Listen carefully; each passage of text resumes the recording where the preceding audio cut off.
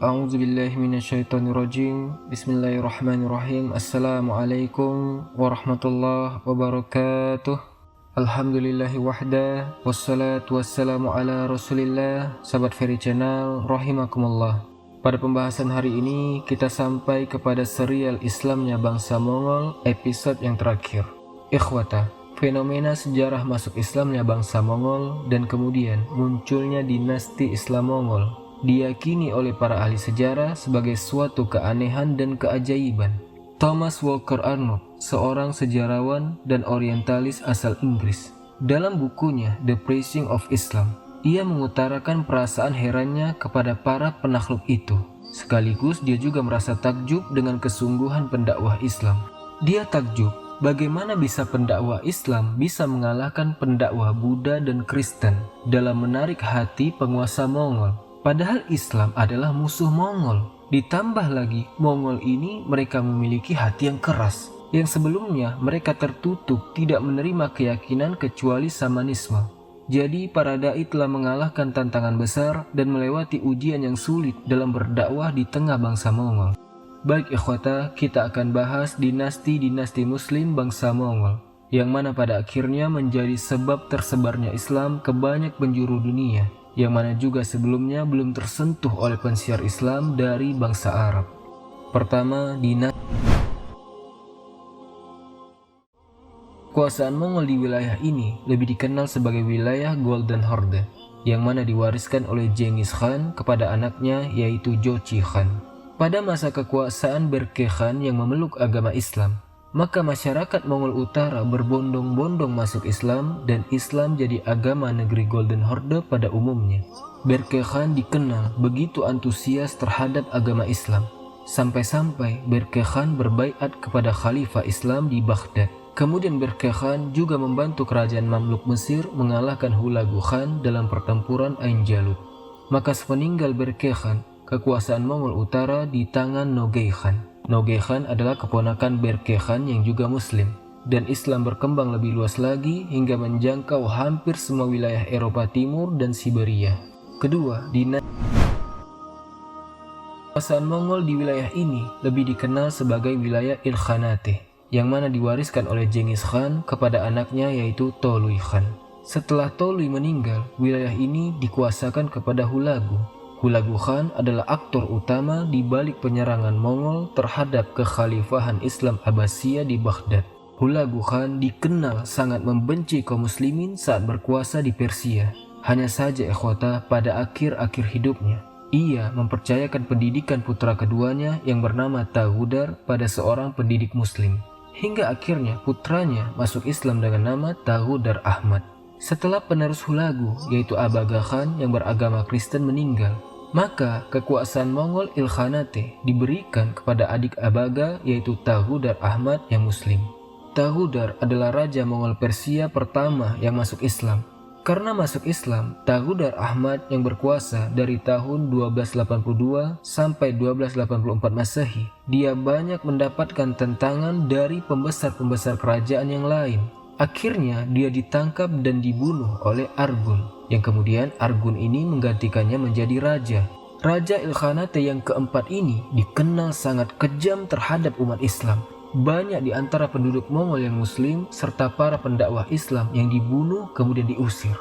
Baru pada raja ketujuh Ilkhanate, yaitu masa kekuasaan Mahmud Ghazan tahun 1295 sampai 1304 Masehi, penguasa Mongol di Persia kembali dipegang oleh Mongol Islam. Dan raja-raja Mongol Persia setelahnya adalah pemeluk agama Islam. Dengan masuk Islamnya Mahmud Ghazan yang sebelumnya beragama Buddha, Islam meraih kemenangan yang sangat besar terhadap agama Samanisme.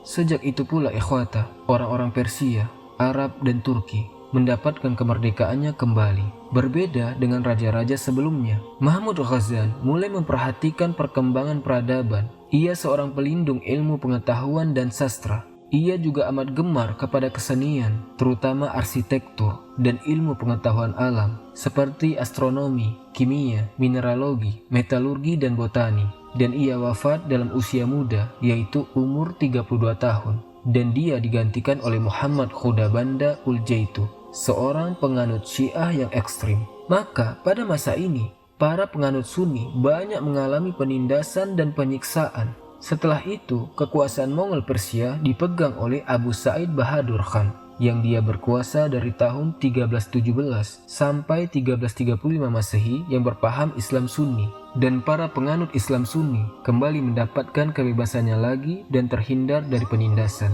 Sepeninggal Abu Sa'id, kerajaan Ilkhanate yang didirikan Hulagu Khan ini terpecah belah.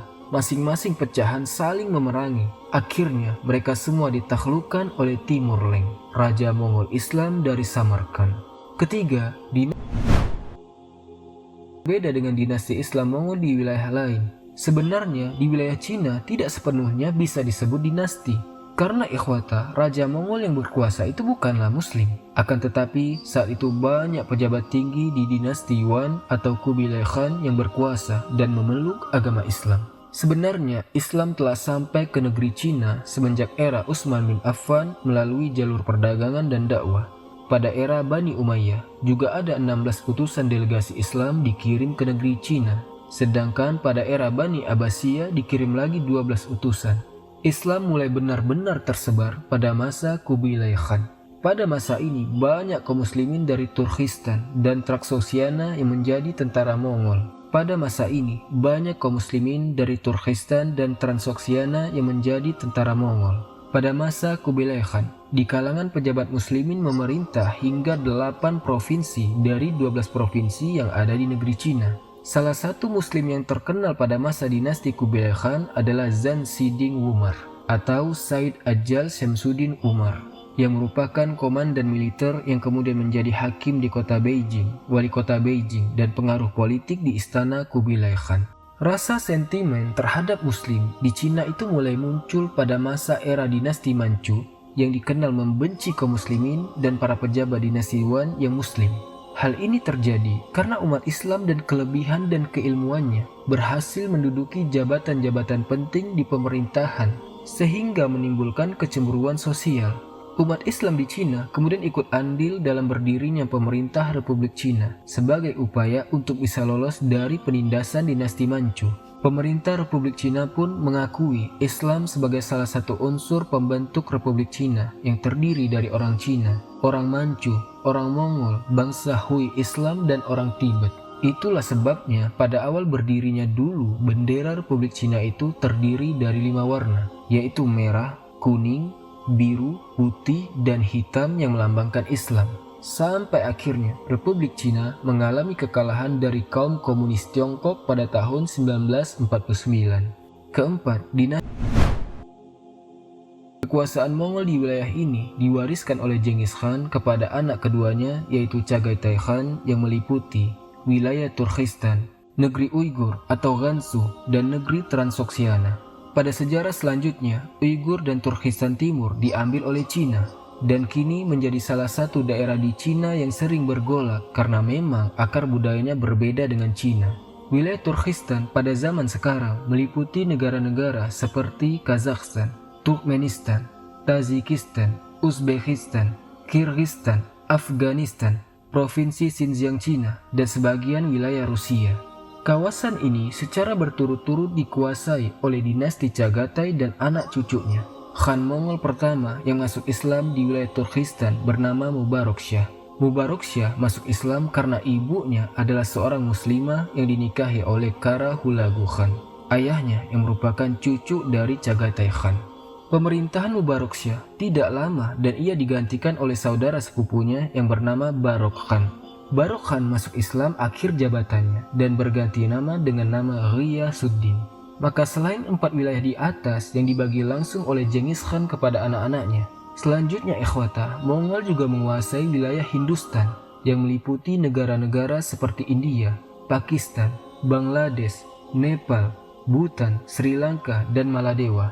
Para pemimpin dari Mongol yang mendirikan pemerintahan Mongol Muslim di Hindustan antara lain Zahiruddin Muhammad Babur dari negeri Afgan, Humayun, dan Muhammad Jalaluddin. Pada era Muhammad Jalaluddin atau Akbar Shah, negara Mughal yaitu Muslim Mongol di Hindustan mencapai ekspansi terluasnya. Ia menguasai sebagian besar Hindustan dan negeri Afghanistan.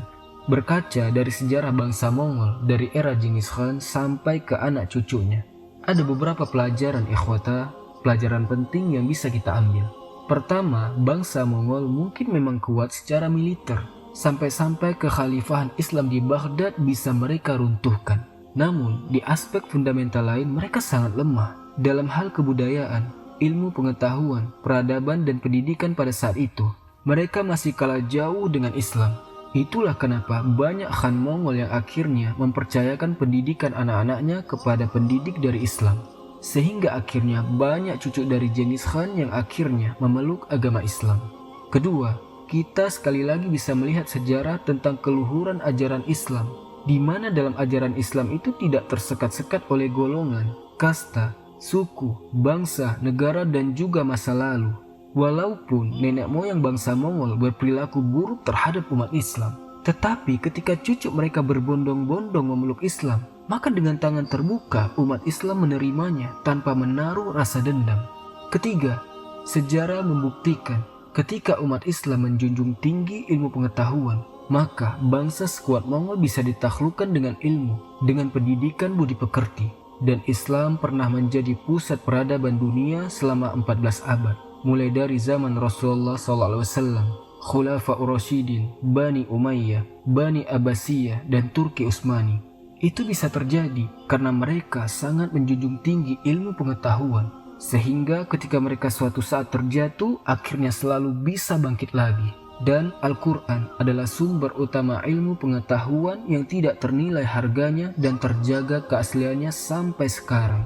Maka ikhwata, selesailah serial Islamnya bangsa Mongol. Semoga apa yang kita kisahkan memberi manfaat. Mohon maaf atas segala kekurangannya. Kita tutup dengan membaca Subhanakallahumma bihamdika asyhadu an la ilaha illa ant astaghfiruka wa atubu ilaik. Wallahu ta'ala alam. Assalamualaikum warahmatullahi wabarakatuh.